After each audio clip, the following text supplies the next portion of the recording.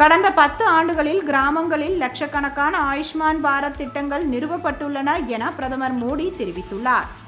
ரேம்ஷிக்பாக் பகுதியில் உள்ள மாதவ் நேத்ராலயா சிகிச்சை மையத்தின் விரிவாக்க பணிகளுக்கு பிரதமர் மோடி அடிக்கல் நாட்டினார்.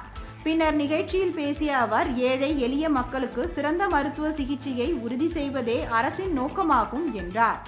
ஆயுஷ்மான் பாரத் திட்டத்தின் மூலம் கோடிக்கணக்கான மக்கள் இலவச மருத்துவ சிகிச்சை பெறுவதாகவும், கடந்த 10 ஆண்டுகளில் கிராமங்களில் லட்சக்கணக்கான ஆயுஷ்மான் பாரத் திட்டங்கள் நிறுவப்பட்டுள்ளன என்றும் தெரிவித்தார்.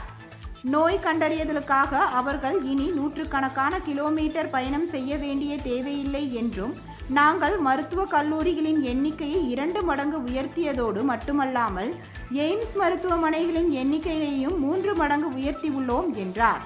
நாட்டின் பல்வேறு துறைகளிலும் பகுதிகளிலும் RS தொண்டர்கள் தன்னலமின்றி பணியாற்றுவதாகவும், மகா கும்பமேளாவில் பங்கேற்றவர்களுக்கு RSS தொண்டர்கள் உதவினார்கள் என்றும் கூறினார்.